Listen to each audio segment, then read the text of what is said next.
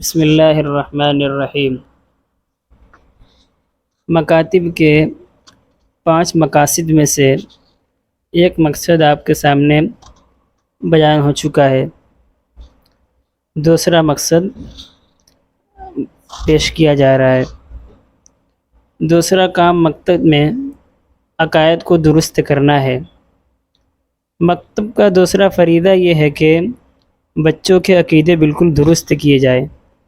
اللہ تعالیٰ کے ساتھ کیا عقیدہ ہے، رسول اللہ صلی اللہ علیہ وسلم کے ساتھ کیا عقیدہ ہے، قیامت کے بارے میں کیا عقیدہ ہے، پیغمبروں کے بارے میں کیا ہے، یہ عقائد ضروری ہیں۔ ہمارے یہاں پہلے اس طرح ہوتا تھا۔ حضرت مفتی عبداللہ صاحب کو قدری فرماتے ہیں، یہ بات انہی کی ہے، جب ہم چھوٹے تھے، میرے خیال میں 7-8 سال کی میری عمر ہوگی، ہم نے گاؤں میں بہشتی ثمر پڑھی تھی، تو پہلے ہی بہشتی ثمر میں حافظ صاحب نے عقائد پڑھائے کہ تمام عالم پہلے ناپید تھا، پھر اللہ تعالیٰ کے پیدا کرنے سے پیدا ہوا۔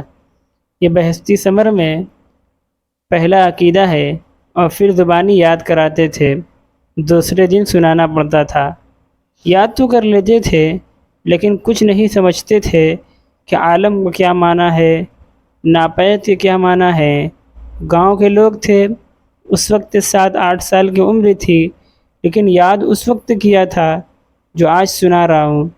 تقریباً 1937 یا 1938 میں نے یاد کیا تھا۔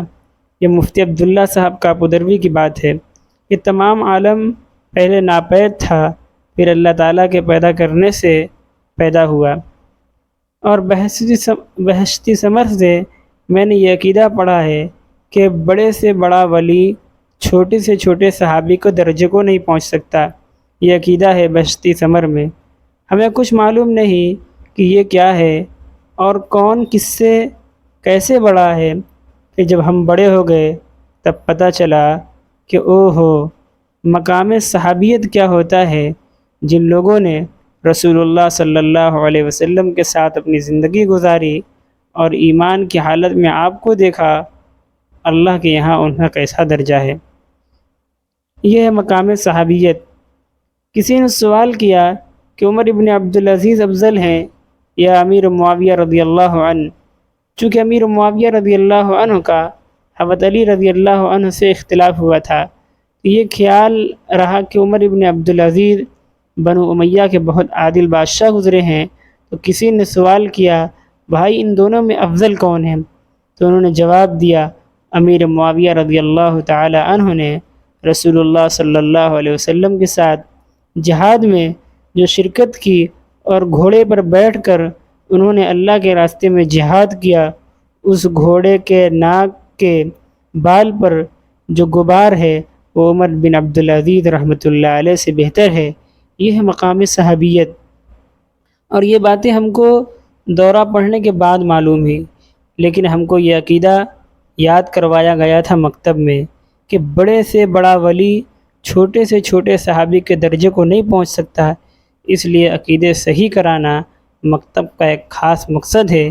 تو یہ 5 سال جو ہمارے یہاں مکتب میں رہے، ان کے عقیدے اتنے مضبوط ہونے چاہیے کہ دنیا کی کوئی تحریک ان پر اثر انداز نہ ہو۔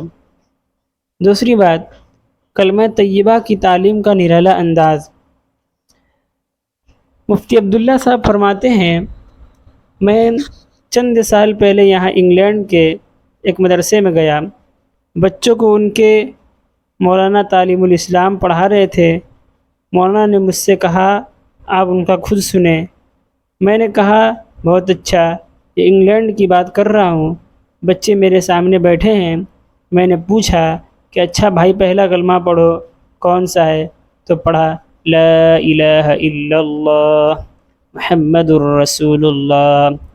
پھر کہا دوسرا کلمہ سناؤ، تو انہوں نے سنایا اشہد ان لا الہ الا اللہ واشہد ان محمدا عبدہ ورسولہ۔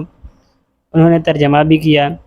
میں نے سب بچوں سے پوچھا کہ اگر ایسا کہہ دے کہ اشہد ان محمدن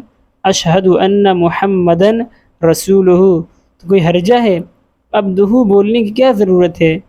یہ بتاؤ، یہ جو کلمہ پڑھاتے ہیں اس میں عبدہ کا لفظ ہم سے بلوایا جا رہا ہے، یاد کروایا جا رہا ہے، اس کی وجہ بتاؤ۔ پوری لمبی چوڑی جماعت بیٹھی ہوئی تھی، کسی نے نہیں بتایا، ایک بچے نے بھی نہیں بتایا۔ پھر میں نے انہیں بتایا کہ دیکھو اللہ تعالیٰ کلام کیا کہتا ہے، وقالت الیہود عزیر ابن اللہ، یہودی کہہ رہے ہیں کہ عزیر اللہ کے بیٹے ہیں۔ وقالت النصارى مسیح ابن اللہ، نصارہ یہ کہہ رہے ہیں مسیح اللہ کے بیٹے ہیں۔ اپنے پیغمبر کے بارے میں یہودی بھی غلطی میں پڑ گئے، نصارہ بھی غلطی میں پڑ گئے، اور ہندوستان کے 85 کروڑ ہندو کرشنا کو اللہ کا اوتار مانتے ہیں۔ تو دنیا کے 3 بڑے مذہب جو دنیا میں چھائے ہوئے ہیں وہ پیغمبر کے سلسلے میں ٹھوکر کھا چکے ہیں۔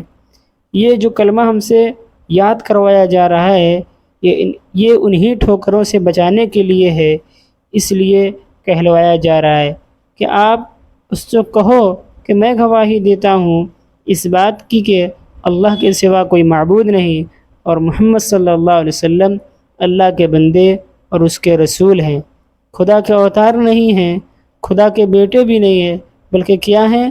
خدا کے بندے ہیں، پہلے سے بچے کے ذہن میں ڈال رہے ہیں۔ یہ دوسری قومیں جو غلطی میں پڑ گئی، ان سے بچانے کے لیے عبدہ کا لفظ ہم سے کہلوایا جا رہا ہے، اور قرآن نے اتنا اہتمام کیا ہے کہ کئی جگہ رسول اللہ صلی اللہ علیہ وسلم کے لیے اب لفظ عبدہ کا استعمال کیا ہے۔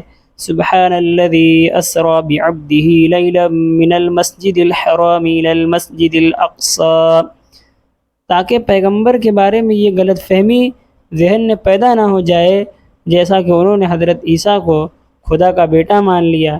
ثلاثۃ فی واحد، واحد فی ثلاثۃ، یہ مسلمان قوم اس غلطی میں نہ مبتلا ہو جائے، اس لیے یہ باتیں لائی گئی ہیں۔